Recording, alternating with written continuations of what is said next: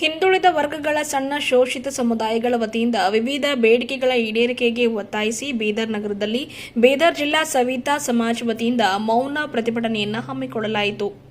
ಬಾಯಿಗೆ ಬಟ್ಟೆ ಕಟ್ಟಿಕೊಳ್ಳುವ ಮೂಲಕ ಮೌನ ಪ್ರತಿಭಟನೆಯನ್ನು ಸವಿತಾ ಸಮಾಜ ವತಿಯಿಂದ ಹಮ್ಮಿಕೊಳ್ಳಲಾಯಿತು. ಸವಿತಾ ಸಮಾಜದ ಗುರುಗಳಾದ ಶ್ರೀ ಶ್ರೀ ಸವಿತಾ ಮಹರ್ಷಿಯವರ ಜಯಂತಿ ಕಾರ್ಯಕ್ರಮ ಸರ್ಕಾರದ ನಿರ್ದೇಶನದನ್ವಯ ಇಡೀ ರಾಜ್ಯದಲ್ಲಿ ಆಚರಣೆ ಮಾಡಲಾಗಿದೆ. ಆದರೆ ಬೀದರ್ ನಗರದಲ್ಲಿ ಪ್ರೋಟೋಕಾಲ್ ಪ್ರಕಾರ ಜಿಲ್ಲೆಯ ಎಲ್ಲ ಮಂತ್ರಿಗಳು, ಶಾಸಕರು, ವಿಧಾನ ಪರಿಷತ್ ಸದಸ್ಯರುಗಳ, ನಗರಸಭೆಯ ಅಧ್ಯಕ್ಷರು, ಬೂಡಾ ಅಧ್ಯಕ್ಷರು ಹೀಗೆ ಅನೇಕ ಜನಪ್ರತಿನಿಧಿಗಳ ಹೆಸರುಗಳು ಜಿಲ್ಲಾಡಳಿತವು ಆಮಂತ್ರಣ ಪತ್ರಿಕೆಯಲ್ಲಿ ಮುದ್ರಣ ಮಾಡಿದರೂ ಕೂಡ ಯಾರೂ ಕೂಡ ಕಾರ್ಯಕ್ರಮಕ್ಕೆ ಬರದೇ ಇರುವುದು ದುಃಖದ ಸಂಗತಿಯಾಗಿದೆ. ಒಬ್ಬ ಜನಪ್ರತಿನಿಧಿ ಕೂಡ ಸವಿತಾ ಸಮಾಜದ ಈ ಕಾರ್ಯಕ್ರಮಕ್ಕೆ ಬರಲಿಲ್ಲ. ಇದು ಈ ರೀತಿ ಸಣ್ಣ ಶೋಷಿತ ಸಮುದಾಯದ ಮಹನೀಯರ ಜಯಂತಿಗೆ ನಿರ್ಲಕ್ಷ್ಯ ಮಾಡಿರುವುದು ಇದೇ ಮೊದಲೇನಲ್ಲ. ಈ ರೀತಿಯ ಅನುಭವ ಇತರೆ ಸಣ್ಣ ಶೋಷಿತ ಸಮಾಜಗಳು ಈ ಹಿಂದೆ ಕೂಡ ಅನುಭವಿಸಿವೆ. ಆದ್ದರಿಂದ ಘಾಸಿಗೊಂಡ ನಮ್ಮ ಮನಸ್ಸುಗಳು ಜನಪ್ರತಿನಿಧಿಗಳ ಈ ನಡವಳಿಕೆಯನ್ನ ತೀವ್ರವಾಗಿ ಖಂಡಿಸುತ್ತೇವೆ ಎಂದು ಸವಿತಾ ಸಮಾಜದ ಮುಖಂಡರು ಮಾತನಾಡಿ ತಿಳಿಸಿದ್ದಾರೆ. ಹಿಂದುಳಿದ ವರ್ಗಗಳ ಬಗ್ಗೆ ಮಾನ್ಯ ಸಿದ್ದರಾಮಯ್ಯನವರು ತೀವ್ರ ಕಾಳಜಿ ಹೊಂದಿದವರಾಗಿದ್ದಾರೆ.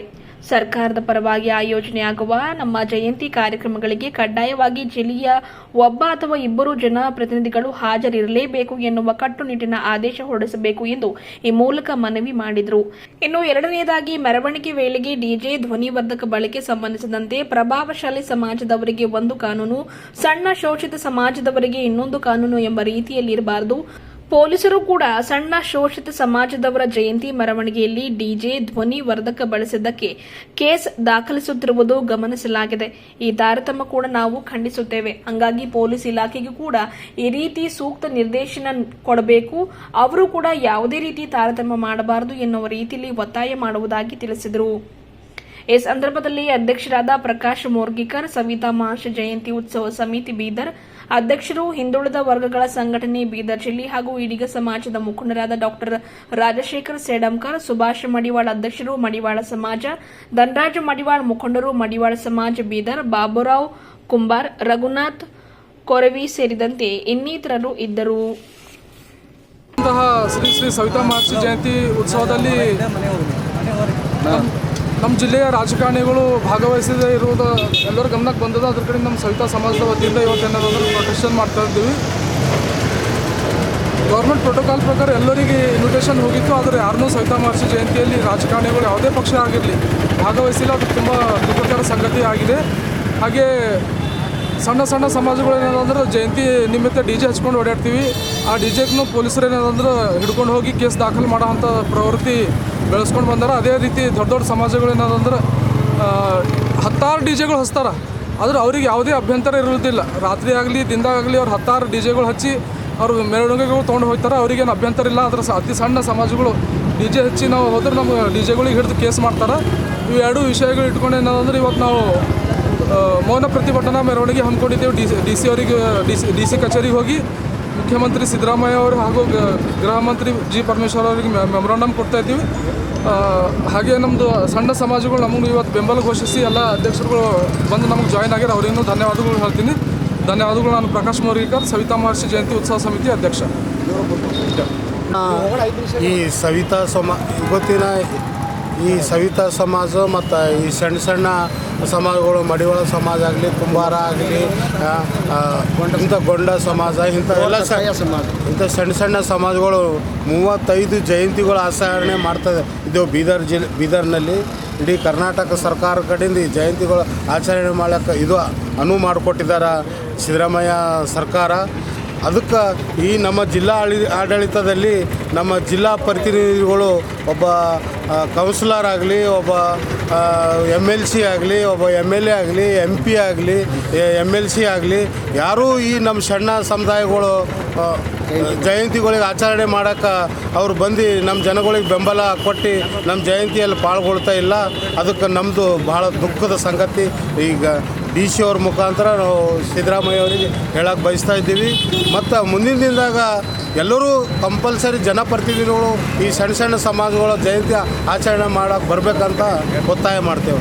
ನಿಮ್ಮ ಹೆಸರು? ನಮ್ಮ ಹೆಸರು ಬಾಬುರಾವ್ ಕುಂಬಾರ್ ಅಂತ, ಕುಂಬಾರ ಕರಕುಶಲ ಕೈಗಾರಿಕದ ಅಧ್ಯಕ್ಷ. ನಡೆದಂಥ ಸವಿತಾ ಮಹರ್ಷಿಯವರ ಜಯಂತಿ ಅಂಗವಾಗಿ ಅದು ಪ್ರೋಟೋಕಾಲ್ ಪ್ರಕಾರ ಜನಪ್ರತಿನಿಧಿಗಳಾಗಲಿ, ಅಥವಾ ಅಧಿಕಾರಿಗಳಾಗಲಿ ಯಾರೇ ಏನಂತಂದ್ರೆ ಈ ಒಂದು ಜಯಂತಿ ಉತ್ಸವದಲ್ಲಿ ಭಾಗಿಯಾಗಿಲ್ಲ. ಇದರ ಅರ್ಥ ಏನು ತೋರಿಸ್ತದೆ ಅಂದರೆ ಸಣ್ಣ ಸಮುದಾಯಗಳಿಗೆ ಏನೋ ಒಂದು ವ್ಯಾಲ್ಯೂ ಕೊಡ್ತಕ್ಕಂಥ, ಅಂದರೆ ಅದಕ್ಕೆ ಪ್ರತಿನಿಧಿ ಕೊಡಲು ಹೋಗಂತ ಒಂದು ಸೂಚಿಸ್ತದೆ. ಯಾರೇ ಜನಪ್ರತಿನಿಧಿ ಎಲ್ಲ ಮಹಾಪುರುಷರಾಗಲಿ ಮಹಾತ್ಮರಾಗಲಿ ಯಾವುದೇ ಒಂದು ಜಾತಿಗೋಸ್ಕರ ಅವರು ಕೆಲಸ ಮಾಡಿಲ್ಲ, ಅಥವಾ ಎಲ್ಲ ಇಡೀ ಮಾನವ ಧರ್ಮಕ್ಕೋಸ್ಕರ ಎಲ್ಲ ಮಹರ್ಷಿಗಳು ಏನಂತಂದ್ರೆ ಕೆಲಸ ಕಾರ್ಯನಿರ್ವಹಿಸಿದ್ರೆ ತಾರತಮ್ಯ ಆಗ್ಬಾರ್ದು. ಯಾವುದೇ ಮಹಾಪುರುಷರಾಗಲಿ ಯಾರೇ ಜಯಂತಿಗಳಾಗಲಿ ಅದ್ರಲ್ಲಿ ತಾರತಮ್ಯ ಮಾಡಬಾರ್ದು. ಅಧಿಕಾರಿಗಳಾಗಲಿ ಜನಪ್ರತಿನಿಧಿಗಳಾಗಲಿ ಸಮಾಜ ಸೇವಕರಾಗಲಿ ಎಲ್ಲರೂ ಸವಿತಾ ಮಹರ್ಷಿಯವರ ಜಯಂತಿಯಲ್ಲಿ ಭಾಗಿಯಾಗಿಲ್ಲ. ನಮಗೂ ಕೂಡ ತುಂಬ ದುಃಖ ಆಗಿದೆ. ಒಂದು 5 ನಿಮಿಷ ಕೂಡ ಹೋಗಿ ನಾನು ಇಂಥ ಕೆಲಸಕ್ಕೆ ಹೋಗ್ತಾ ಇದ್ದೀನಿ, ನಿಮ್ಮ ಜಯಂತಿ ಶುಭವಾಗಲಿ ಅಂತ ಹೇಳಿ ಜನರಿಗೊಂದು ಹೊರತುಂಬಿಸಿ ಹೋದರೂ ಕೂಡ ಸೌಜನ್ಯಕ್ಕಾದರೂ ಕೂಡ ಬರಲಿಲ್ಲ.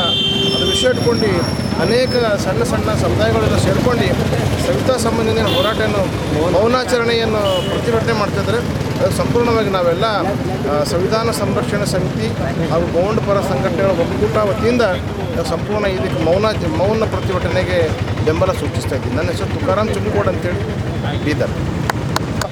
ಮಾನ್ಯ ಮುಖ್ಯಮಂತ್ರಿಗಳು ಕರ್ನಾಟಕ ಸರ್ಕಾರ ವಿಧಾನಸೌಧ ಬೆಂಗಳೂರು ಅವರಿಗೆ ಒಂದು ಮೆಮೊರಂಡಮ್ ಕೊಡ್ತಾ ಇದ್ದೀವಿ. ಮಾನ್ಯ ಜಿಲ್ಲಾಧಿಕಾರಿಗಳ ಮುಖಾಂತರ ದಿನಾಂಕ 4/2/2025 ಸವಿತಾ ಮಹರ್ಷಿ ಗುರುಗಳ ಶ್ರೀ ಸವಿತಾ ಮಹರ್ಷಿ ಅವರ ಜಯಂತಿ ಕಾರ್ಯಕ್ರಮವನ್ನು ಸರ್ಕಾರದ ನಿರ್ದೇಶನದ ಪ್ರಕಾರ ಇಡೀ ರಾಜ್ಯದಲ್ಲಿ ಆಚರಿಸಲಾಗಿದೆ. ಆದರೆ ಬೀದರ್ನಲ್ಲಿ ಪ್ರೋಟೋಕಾಲ್ ಪ್ರಕಾರ ಜಿಲ್ಲೆಯ ಎಲ್ಲ ಮಂತ್ರಿಗಳು, ಶಾಸಕರ, ವಿಧಾನ ಪರಿಷತ್ ಸದಸ್ಯರುಗಳ, ನಗರಸಭೆ ಅಧ್ಯಕ್ಷರು, ಗೂಢಾಧ್ಯಕ್ಷರುಗಳು ಹೀಗೆ ಅನೇಕ ಜನ ಪ್ರತಿನಿಧಿಗಳು ಹೆಸರುಗಳು ಜಿಲ್ಲಾಡಳಿತವು ಆಮಂತ್ರಣ ಪತ್ರದಲ್ಲಿ ಮುದ್ರಣ ಮಾಡಿತು. ಆದರೆ ದುಃಖದ ಸಂಗತಿ ಏನೆಂದರೆ ಒಬ್ಬ ಜನಪ್ರತಿನಿಧಿ ಕೂಡ ಸವಿತಾ ಸಮಾಜದ ಈ ಕಾರ್ಯಕ್ರಮಕ್ಕೆ ಬರಲಿಲ್ಲ. ಇದು ಈ ರೀತಿ ಸಣ್ಣ ಶೋಷಿತ ಸಮುದಾಯ ಮಹನೀಯರ ಜಯಂತಿಗಳೇ ನಿರ್ಲಕ್ಷ್ಯ ಮಾಡಿರುವುದು ಇದೇ ಮೊದಲೇನಲ್ಲ. ಸತತವಾಗಿ 7 ವರ್ಷ ಆಯಿತು ನಾವು ಜಯಂತಿ ಆಚರಣೆ ಮಾಡ್ಕೊತ ಬರ್ತಾ ಇದ್ದೀವಿ. ಅದರಲ್ಲಿ ಏನಾದರೂ ಸತತವಾಗಿ ಜನಪ್ರತಿನಿಧಿಗಳು ಅಗೌರವ ತೋರೋ ಕೆಲಸ ಮಾಡ್ತಾ ಇದ್ದಾರೆ. ನಮ್ಮ ಸಮಾಜಕ್ಕೆ ಯಾವುದೇ ಕಾರ್ಯಕ್ರಮದಲ್ಲಿ ಭಾಗವಹಿಸ್ತಾ ಇಲ್ಲ. ಅದ್ರ ಕಡೆಯಿಂದ ಇವತ್ತೇನಾದ್ರೆ ಸಿದ್ದರಾಮಯ್ಯವರಿಗೆ ನಾವು ಒಂದು ಮನವಿ ಪತ್ರ ಸಲ್ಲಿಸ್ತಾ ಇದ್ದೀವಿ. ಸಮುದಾಯದ ಮಹನೀಯರ ಜಯಂತಿಗೆ ನಿರ್ಲಕ್ಷ್ಯ ಮಾಡಿರುವುದು ಇದೇ ಮೊದಲೇನಲ್ಲ. ಇದೇ ಅನುಭವ ಇದ್ದರೆ ಸಣ್ಣ ಶೋಷಿತ ಸಮಾಜಗಳು ಈ ಹಿಂದೆ ಅನುಭವಿಸಿವೆ. ಆದ್ದರಿಂದ ಘಾಸಿಗೊಂಡ ನಮ್ಮ ಮನಸ್ಸುಗಳು ಜನಪ್ರತಿನಿಧಿಗಳ ಈ ನಡವಳಿಕೆಗೆ ತೀವ್ರ ಖಂಡಿಸುತ್ತೇವೆ. ಈ ಸಂದರ್ಭದಲ್ಲಿ ಒಂದು ಸಲಹೆ ಸರ್ಕಾರಕ್ಕೆ ನೀಡಬಯಸುತ್ತೇವೆ. ಹಿಂದುಳಿದ ವರ್ಗಗಳ ಬಗ್ಗೆ ಅತೀವ ಕಾಳಜಿ ಉಳ್ಳವರು ತಾವು ಆಗಿದ್ದೀರಿ ಎಂಬ ಕಾರಣಕ್ಕೆ ತಾವು ಈ ಸಲಹೆಯನ್ನು ಮಾನ್ಯ ಮಾಡಿ ಜಾರಿಗೆ ತರಲು ವಿಶೇಷ ಆದೇಶ ಹೊರಡಿಸಿರುವಿರಿ ಎಂದು ನಂಬಿದ್ದೇವೆ. ಸರ್ಕಾರದ ಪರವಾಗಿ ಆಯೋಜನೆ ಆಗುವ ಈ ಜಯಂತಿಗಳಿಗೆ ಕಡ್ಡಾಯವಾಗಿ ಜಿಲ್ಲೆಯ ಒಬ್ಬ ಅಥವಾ ಇಬ್ಬರು ಜನಪ್ರತಿನಿಧಿಗಳು ಹಾಜರು ಆಗಲೇಬೇಕು ಎಂಬ ಕಟ್ಟುನಿಟ್ಟಿನ ಆದೇಶ ಹೊರಡಿಸಬೇಕು ದಯವಿಟ್ಟು. ಎರಡನೆಯದಾಗಿ, ಮೆರವಣಿಗೆ ವೇಳೆ ಡಿಜೆ ಧ್ವನಿವರ್ಧಕ ಬಳಕೆ ಸಂಬಂಧ ಪ್ರಭಾವಶಾಲಿ ಸಮುದಾಯದವರಿಗೆ ಒಂದು ಕಾನೂನು, ಸಣ್ಣ ಶೋಷಿತ ಸಮುದಾಯಗಳಿಗೆ ಬೇರೆ ರೀತಿಯ ಕಾನೂನು ತರ್ತಾರೆ. ಯಾಕಂದ್ರೆ ದೊಡ್ಡ ಸಮಾಜದವ್ರು 10 ಡಿಜೆಗಳು ದಿನ ಆಗಲಿ ರಾತ್ರಿಯಲ್ಲಿ ಆಗಲಿ 10 ಡಿಜೆಗಳು ಹಚ್ಕೊಂಡು ಮೆರವಣಿಗೆ ಮುಖಾಂತರ ಹೋಗ್ತಾರೆ. ಆವಾಗ ಯಾವುದೇ ಪೊಲೀಸ್ ಇಲಾಖೆಗೆ ಅದು ಕಿವಿಗೆ ಕೇಳಿಸ್ಬರಲ್ಲ. ಆದರೆ ಸಣ್ಣ ಸಮಾಜಗಳು ಒಂದೇ ಡಿಜೆ ಹಚ್ಚಿ ನಾವು ಹೋಗ್ಲತ್ತೀವಿ ಅಂದ್ರೆ ಪೊಲೀಸರು ಏನಾದಂದ್ರೆ ಅದು ಬಂದು ಡಿಜೆಗೆ ಹಿಡಿದು FIR ಮಾಡ್ತಾರೆ.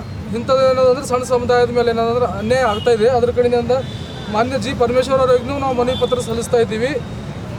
ಡಿಜೆ ಧ್ವನಿವರ್ಧಕ ಬಳಕೆ ಸಂಬಂಧಿಸಿದ ಪ್ರಭಾವಶಾಲಿ ಸಮಾಜದವರಿಗೆ ಒಂದು ಕಾನೂನು, ಸಣ್ಣ ಶೋಷಿತ ಸಮಾಜದವರಿಗೆ ಒಂದು ಕಾನೂನು ಎಂಬಂತೆ ರೀತಿಯಲ್ಲಿ ಇರಬಾರದು. ಪೊಲೀಸರು ಸಣ್ಣ ಶೋಷಿತ ಸಮಾಜದವರು ಜಯಂತಿ ಮೆರವಣಿಗೆಯಲ್ಲಿ ಡಿಜೆ ಧ್ವನಿವರ್ಧಕ ಬಳಸಿದ್ದಕ್ಕೆ ಕೇಸ್ ದಾಖಲಿಸುತ್ತಿರುವುದು ಗಮನಿಸಲಾಗಿದೆ. ಈ ರೀತಿ ತಾರತಮ್ಯ ಕೂಡ ತಾವು ಖಂಡಿಸುತ್ತೇವೆ.